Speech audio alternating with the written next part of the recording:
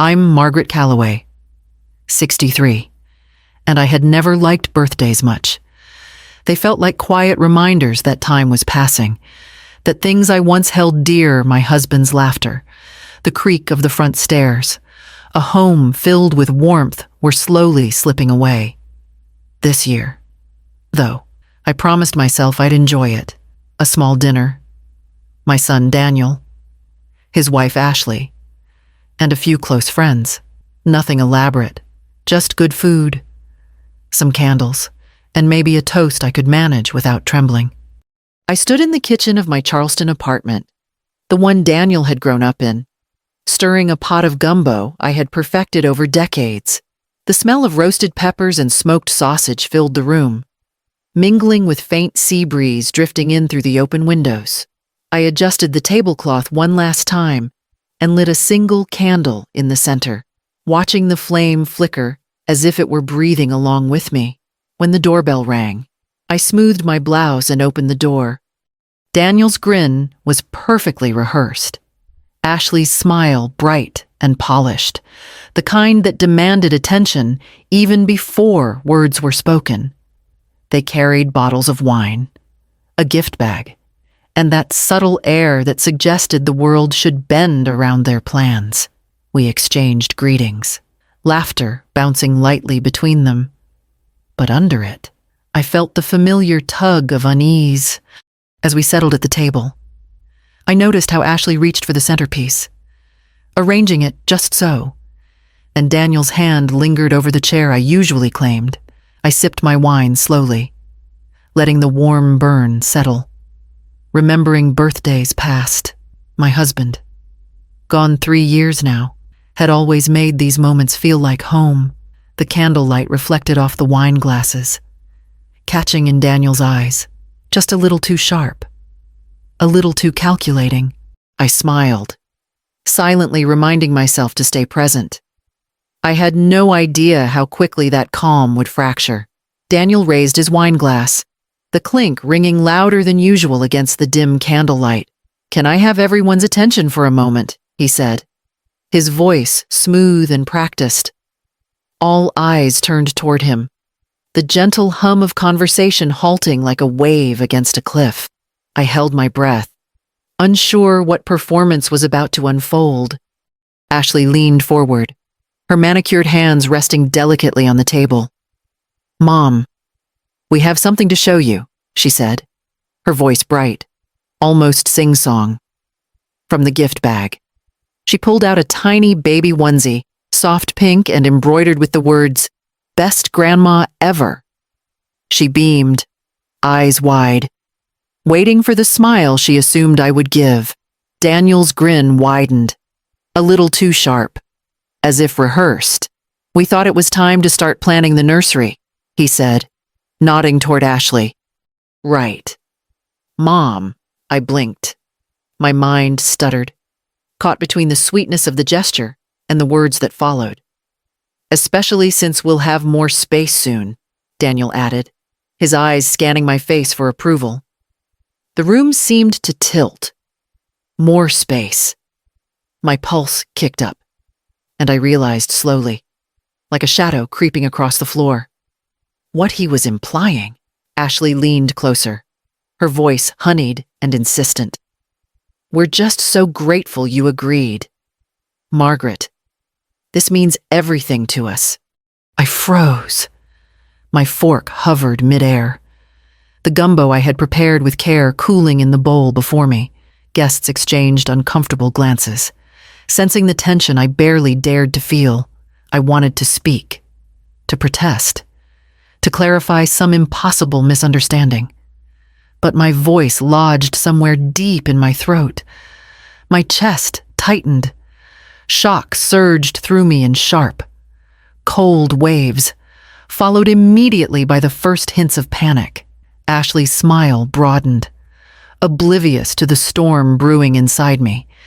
"We can't wait to redecorate," she added. "Pick paint swatches, move furniture around. Of course, you'll still be able to visit. Keep your plants on the balcony." Her words dripped as if she already owned what had never been hers to take. Daniel's eyes gleamed, and I understood at last that he wasn't hesitating. He was executing, speaking as if my acquiescence had already been secured. The room pressed in, the warmth of the candlelight doing nothing to soften the sting of betrayal. I sat frozen, the weight of 30 years of memories and the life I had built pressing against me. As the first quiet tremors of helplessness settled deep in my chest, I sat rigidly, my fork untouched. As the candlelight flickered across the table, Daniel's grin remained fixed, a silent demand hanging in the space between us. Ashley chattered on about paint colors and furniture arrangements, unaware or uncaring of the storm brewing inside me. My mind drifted, unbidden, to a time when this apartment had been alive with laughter and warmth. I remembered my late husband, Henry, kneeling on the kitchen floor with tools scattered around him, fixing a pipe that had burst in the dead of winter, the smell of oil and wood smoke, the soft hum of jazz from the radio, his steady voice reassuring me that we could handle anything. Birthdays celebrated at this very table, guests arriving with hugs and candles, my husband raising a glass to life and love, 30 years of shared history, layered in paint, wallpaper, and memories, now teetered on the edge of being erased with casual words from my only son. My chest tightened as guilt and confusion wrestled for dominance. Should I speak up? Correct them gently, or risk shattering the fragile civility of the evening? Every option seemed flawed, every word potentially explosive. I felt trapped between propriety and outrage. My silence stretched thin by the expectant eyes fixed on me. Daniel's glance was steady, almost smug, and I could sense his calculation wait for her to comply, or freeze under the weight of the moment. Ashley hummed happily, oblivious, as if the apartment was already hers. The conversation swirled around me, wine poured, toasts made, laughter that sounded hollow in my ears. I forced a smile, feeling it crack under the pressure, and sipped my wine too slowly, letting the warmth do little to calm the tremor in my hands. I realized with a sinking heaviness that I wasn't just processing a proposal or a request. I was witnessing the slow claim of a life I had built, the subtle dismantling of decades of love and care. Anxiety settled deep in my bones, guilt nipping at the edges for hesitating, for letting them speak as if I had consented. For the first time in years feeling small in my own home, my heart pounded, a rhythm of disbelief and helplessness. As the dinner continued, relentless and unforgiving, while I remained frozen in place, back in the quiet of my apartment, the familiar scent of gumbo lingering faintly in the air, I felt the walls close in. The laughter, the wine, the polite murmurs of friends, all of it, now seemed like a distant performance I had unwillingly played a part in. I moved to my desk, running my fingers over the stacks of folders I hadn't touched in months. The weight of decades pressing down, something inside me insisted, check everything. Leave nothing to chance. I rifled through drawers, pulling out old files, medical records, and legal documents. A manila envelope, yellowed at the edges, caught my eye. Inside was a power of attorney form I had signed 2 years ago during a hospital stay when pneumonia had left me weak and compliant. Daniel's name was on it. My stomach dropped.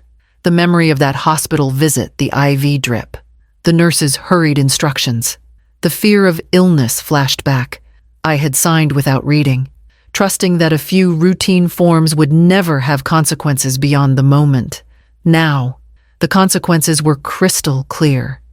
If someone challenged my capacity, if Daniel or Ashley invoked the form, he could wield legal authority over my finances, my property, even my decisions. As though my consent had already been granted, my pulse raced. The apartment, my memories, my autonomy. Everything I had fought to protect was suddenly vulnerable in ways I had never imagined. I grabbed my phone and dialed my lawyer, Annette. Even as the clock slid past midnight, her calm, professional voice on the other end offered a thin line of reassurance. "Margaret, this is serious," she said. "If you haven't revoked it, it's still valid. We need to act quickly to prevent any misuse. Gather all documentation, keep records of interactions, and don't sign or agree to anything without consulting me." I sank into my chair, fingers trembling over the paperwork. The night stretched long and silent, broken only by my racing thoughts. Fear pressed in on all sides, but beneath it, a flicker of determination ignited. I had been caught off guard once, but I would not be powerless again. My home, my life, my choices, they were mine, and I would find a way to protect them. The next morning, I made the call I had been dreading. Iris, a retired real estate agent and one of the few people I trusted implicitly, answered with her usual calm warmth. I explained the situation briefly, omitting nothing: the announcement at dinner, the onesie, Daniel's too perfect smile, Ashley already talking about redecorating. Iris listened without interruption, her silence almost comforting. "We'll handle it quietly," she said finally. "No listings online, no public exposure, word of mouth to serious buyers only. You'll stay ahead of them." I hung up and felt the first flicker of control in days. The apartment had been a sanctuary, but it had also become a potential liability. I opened my journal and began meticulously recording every interaction with Daniel and Ashley: texts, emails, fleeting comments, even the casual smiles that now felt loaded with expectation. Each entry was a small act of defense, a way to preserve clarity if needed. By mid-morning, I had frozen my bank accounts and revoked every shared permission they might exploit. It was tedious, exhausting work, but necessary. Every action I took reinforced the realization that my independence was mine to reclaim.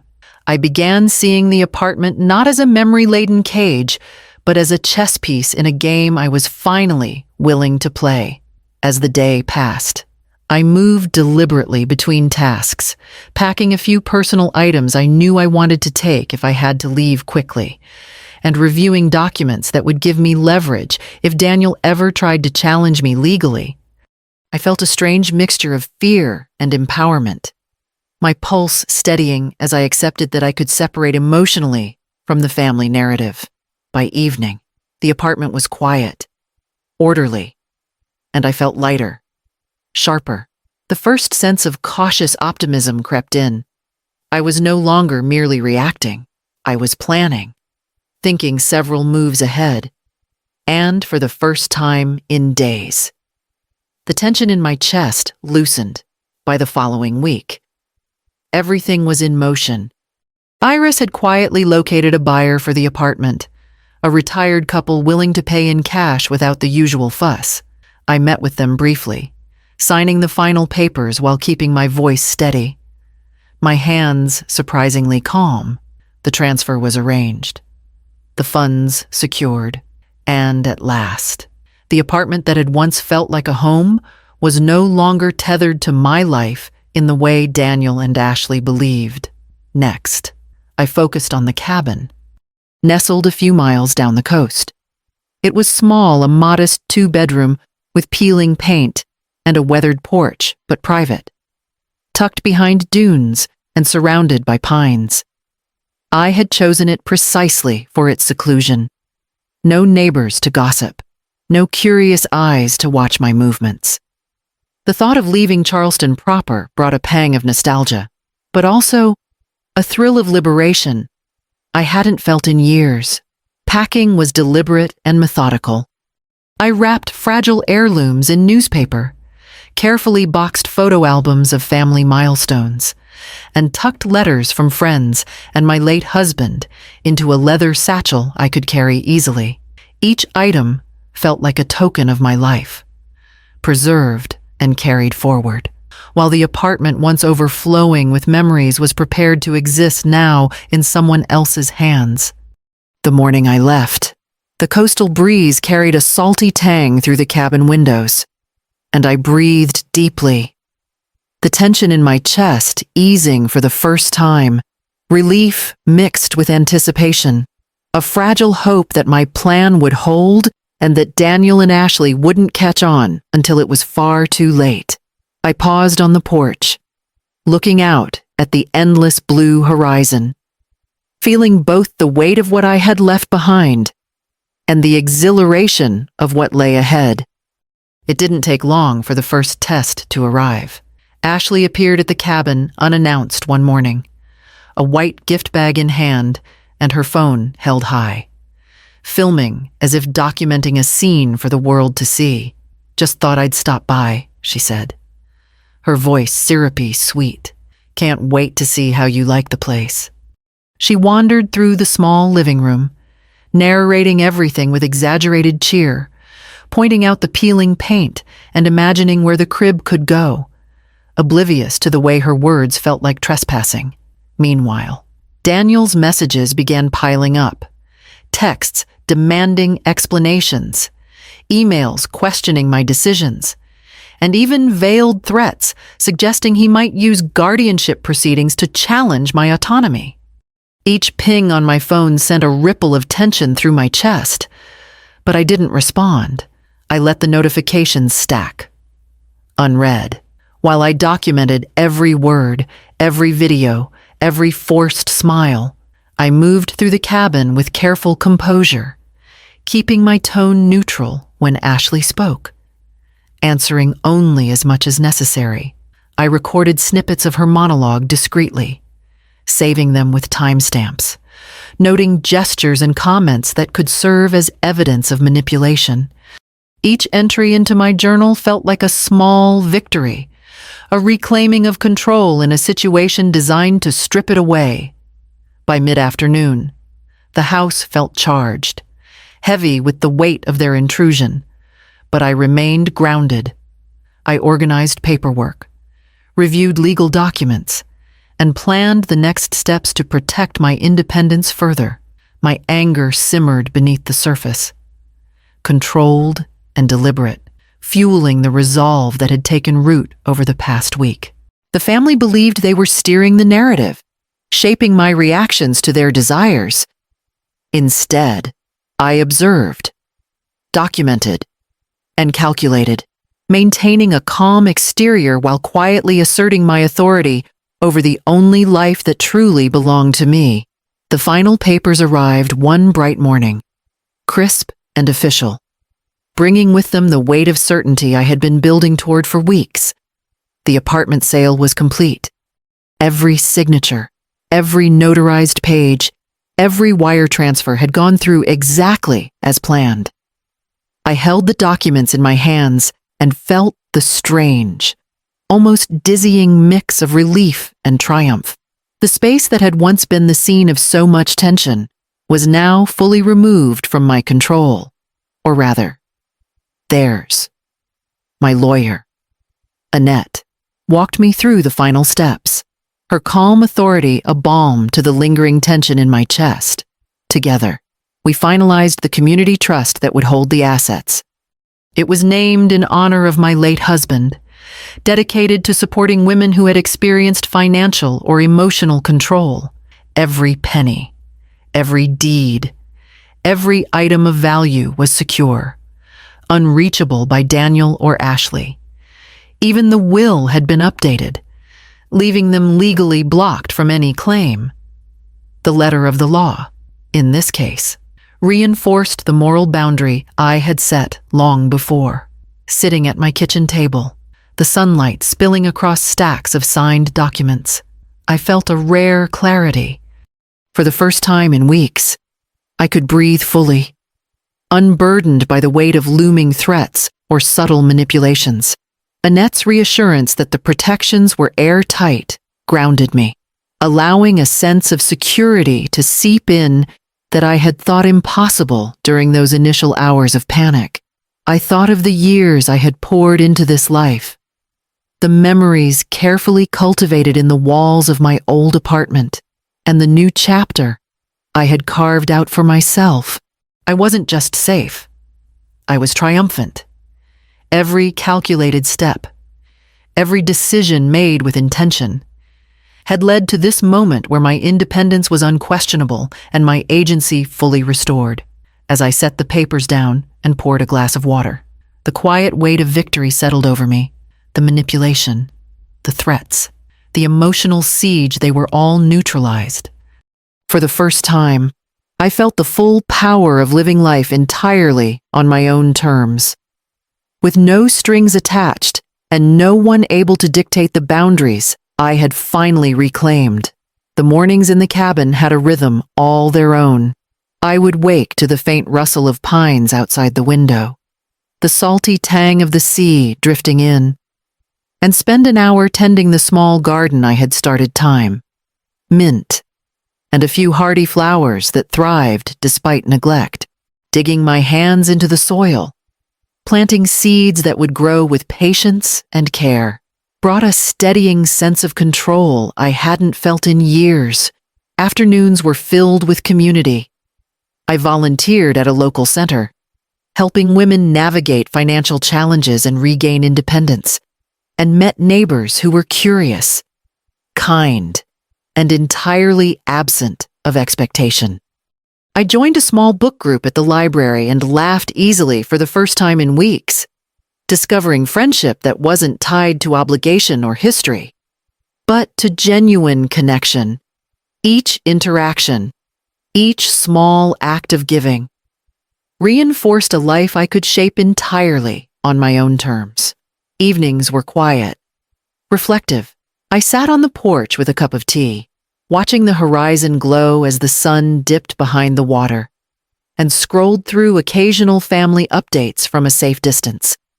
Daniel and Ashley's posts, once sharp pangs of anxiety, now held little sway over me. Their lives moved on, and so did mine, but with a steadier, more peaceful foundation. I found myself establishing routines I had ignored for decades, cooking from scratch again, reading until dusk, tending to the garden at twilight. The cabin became more than a retreat. It became a home that I controlled fully, a space where memories could be mine alone, untainted by others' demands or manipulations. With each passing day, the tension in my chest eased, replaced by a calm I hadn't realized I had been longing for. I was reclaiming time, space, and myself, and for the first time in years, contentment felt both possible and permanent. I watched the sunrise from the cabin porch, the horizon spilling gold across the water, and felt a weight lift I hadn't realized I was carrying. Daniel and Ashley's attempts to twist the narrative, to claim authority over my life and my home, had crumbled quietly, legally, and irreversibly. Their messages, their videos, their threats all powerless now against the structure I had built, both emotionally and legally. Inside, the cabin hummed with a gentle peace. My possessions, my memories, and my routines remained intact, untouched by anyone else's entitlement. I brewed coffee, tending to the small rituals I had established: gardening, journaling, reading by the window, and each act reinforced the life I had reclaimed. The air smelled of salt and pine, a tangible reminder that this space, this rhythm, belonged only to me. I allowed myself a small, satisfied smile, acknowledging the subtle triumph of silence and careful strategy over confrontation. Independence, once threatened, had been restored. I was no longer subject to the whims of those who believed my life and property were theirs to command. The cabin, the horizon, the steady pulse of my own choices, all symbols of a self-respect I had fought to protect and now fully owned. For the first time in years, I felt entirely present in my own story, free from fear, obligation, or intrusion. The life I had quietly claimed was secure, complete, and unequivocally mine.